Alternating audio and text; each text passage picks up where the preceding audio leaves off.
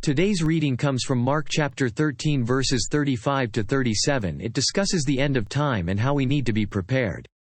It reads like this: "Therefore stay awake, for you do not know when the master of the house will come, in the evening, or at midnight, or when the rooster crows, or in the morning, lest he come suddenly and find you asleep.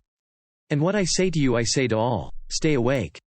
Jesus' words here are mainly to Jewish and Gentile believers during the tribulation. Jesus has given them what they need to know to be able to roughly predict when he will return.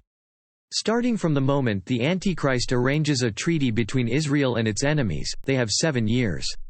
When the Antichrist defiles the Jewish temple, they have 3.5. Daniel chapter 9 verse 27. "And he shall confirm the covenant with many for 1 week.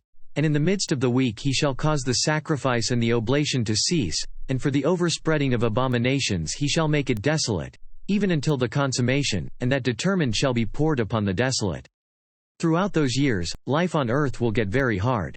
In addition to the catastrophic impact of God's wrath on the world, the Antichrist will persecute Christ followers. They will not be able to buy or sell on the open market. Revelation chapter 13 verses 16 to 18. "And he causeth all, both small and great, rich and poor, free and bond, to receive a mark in their right hand, or on their foreheads, and that no man might buy or sell, save he that had the mark, or the name of the beast, or the number of his name. Here is wisdom. Let him that hath understanding count the number of the beast, for it is the number of a man, and his number is 666. Countless believers will be killed for their faith. Revelation chapter 13 verse 7. "And it was given unto him to make war with the saints, and to overcome them. And power was given him over all kindreds, and tongues, and nations."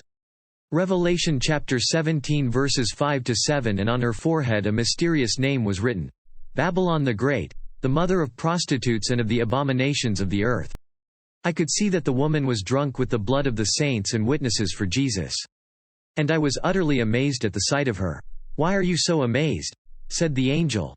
'I will tell you the mystery of the woman and of the beast that carries her, which has the 7 heads and 10 horns. This verse does not mean believers will lose their salvation if they are not paying attention and actively anticipating Jesus' return. Once we are saved, our salvation is assured for eternity. Ephesians chapter 1 verses 13 to 14. "In whom ye also trusted, after that ye heard the word of truth, the gospel of your salvation.